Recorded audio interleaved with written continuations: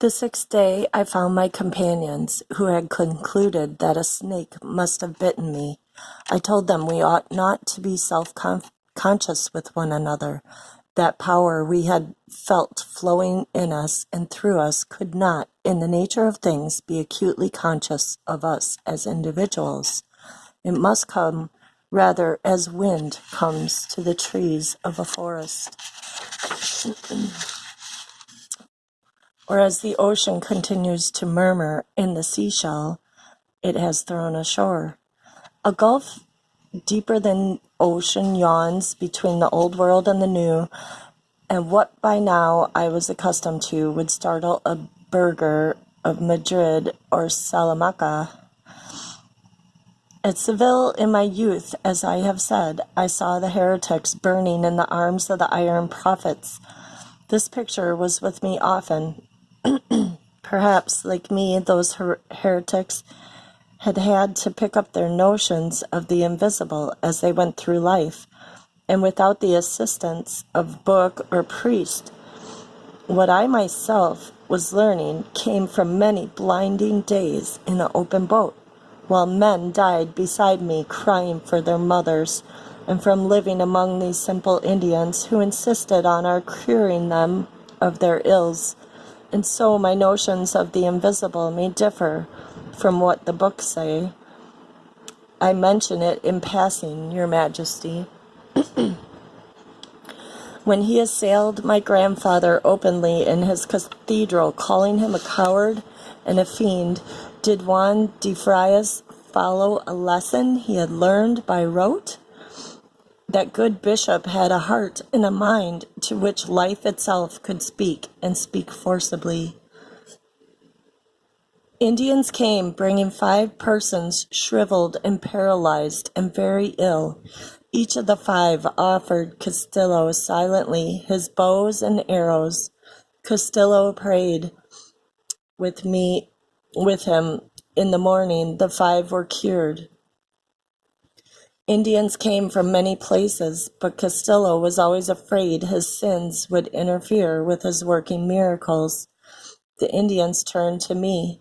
I told Castillo it was no moment for indulging the idea of being sinful, and then I followed the Indians to their ranch. The dying man was dead. Dorantes and I found him with his eyes upturned and no pulse. I removed the mat that covered him and prayed. At last, the something in me like membrane broke, and I was confident the old man would rise up again, and he did. During the night, the natives came to tell us he had talked, eaten, and walked about.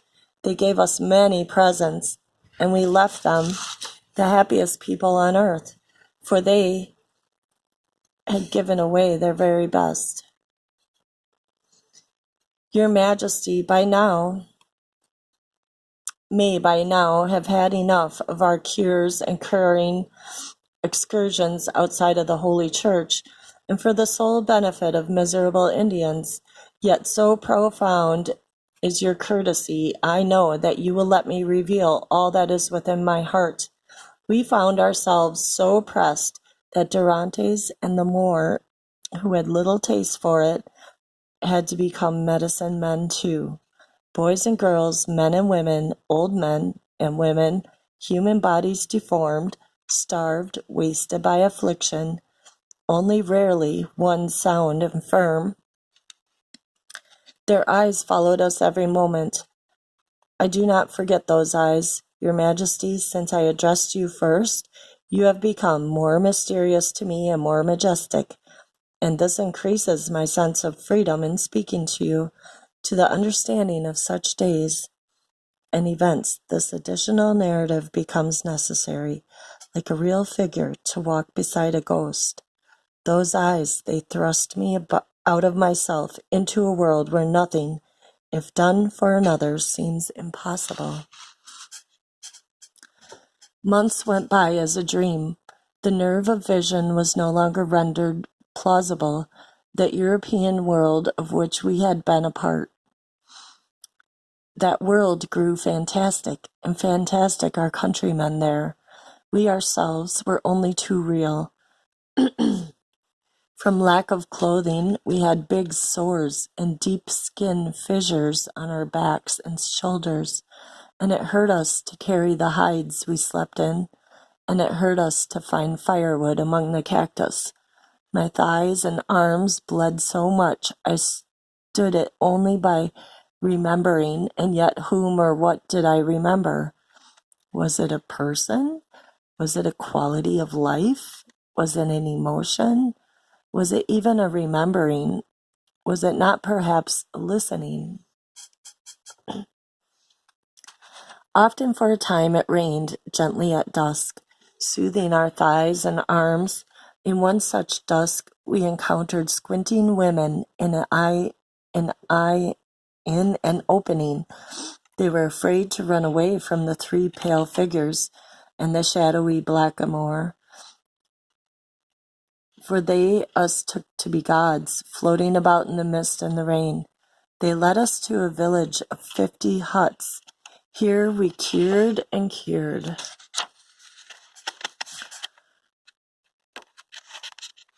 Our journey westward was but a long series of encounters. Your Majesty, encounters have become my meditation. The moment one accosts a stranger or is accosted by him is above all in this life the moment of drama. The eyes of Indians who cross my trail have searched me to the very depths to estimate my power.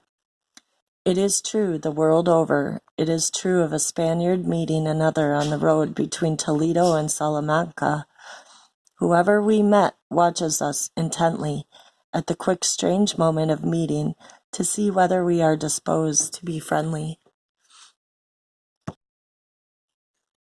Seeing our bodies, seeing my own and Alonso's and Andre's and the Black Moor's, sometimes I think how once I was different, and we all were. What would Donna Alonso Malanado and her husband, Dr. Castillo of Salamanca, think if they could see their little boy Alonso today, striding here ahead of me, lashed by starvation, scorched and baked by the sun, his hair and beard unkempt, small about the flanks, his body shriveled like a mummy? In youth, the human body drew me and was the object of my secret and natural dreams. But body after body has taken away from me that sensual phosphorescence which my youth delighted in. Within me is no disturbing interplay now, but only the steady currents of adaptation and sympathy. Your Majesty's piercing mind glides pliantly through what is interstitial and hidden, but upon me it was dawning only slowly that I had it in my discretion to grant life and heal others. Imagine me then, perturbed. You are aware of what my training had been as one of your Majesty's soldiers. Dark clouds rise to the south. To the west a great rainbow spreads its double arc. Alonso strides sturdily towards it. After him comes the Arab Negro from Azamor, whose black limbs endure every privation and still shine with superfluous sweat. For his blackamoor I am specially grateful. His reflections on our suffering do not reduce him to apathy. No adverse heats and chills deprive his loins for their strength.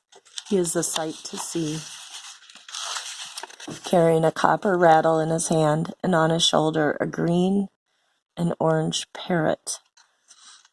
There was the afternoon we crossed a big river, more than waist deep, as wide as the Guadalquivir at Sevilla, and with a swift current. I speak of it again because I loved it. There was a village where each Indian wished to be the first to touch us, and we were squeezed almost to death in the sweating crowd. The village so solicitous to be blessed that Alfonso fainted of exhaustion. The village where a new custom began. The Indians who came with us took from the villagers all their bows, arrows, shoes, and beads. From that time on, those who accompanied us took tribute of those to whom they brought us. It made us uneasy, but the victims reassured us. They said they were too glad to see us to feel the loss of their property, and besides, they could make good their losses in the next village, who were very rich Indians. The plain where first we saw mountains very low, like white sheep lying down. The village where they were so pertinacious about touching us all over that in 3 hours we could not get through with them. The village where many had one eye clouded and others were totally blind from the same cause, which amazed us. To clarify the same occurrences, words can be arranged differently, and no one knows better than your Majesty. It was a drunkenness, this feeling I began to have a power to render life and happiness to others. Yet I was concerned about it. The important thing, not the wondering about the nature of the power, how widespread it might be, how deep, whether Andres or Alonso Estevanco had it in equal measure with me. What occupied me was whether I myself knew how to use it, whether I could master it, whether indeed it was for me to master, perhaps being a self-directing power that came through me. But after one accustoms oneself to the idea, it's good to be able to give out health and joy wherever one man have it, or whether we all have it. Had this thought occurred to your Majesty? Never before had it occurred to me. I said to Andres, if we reach Spain, I shall petition His Majesty to return me to this land with a troop of soldiers, and I shall teach the world how to conquer by gentleness, not by slaughter. Why then a troop of soldiers? Asked Durante, smiling. Soldiers look for Indian girls in gold. Perhaps I could teach them otherwise. They would kill you or tie you to a tree and leave you. What a dunce you are, Alvar Nunez. And what will you do if we reach Spain again? I asked Andres. It would be enough to reach Mexico, he answered. I may look about for a rich widow and spend the rest of my life as a rancher. I could not care for such a life, I said. To each his adventure, replied Andre. It occurred to me that Andre might be afraid of the great power at this period within us. I inquired of him. Yes, I am afraid. Who would not be? He answered earnestly. Another day after he had been silent a long time, Andre said to us, if I could always heal these people and help them, I might be willing to stay among them. I don't know. But our present relation to them is caused by our novelty, our transiency, and the surprise at our good works, that the state of things would wear off. Besides, it's not miracles these people need. They need everything fate has stripped us of in bringing us amongst them naked on equal terms, yet not quite equal. We can remember childhood and youth in a land where people live in stone houses, till the same fields, year after year, build barns to store the harvest in.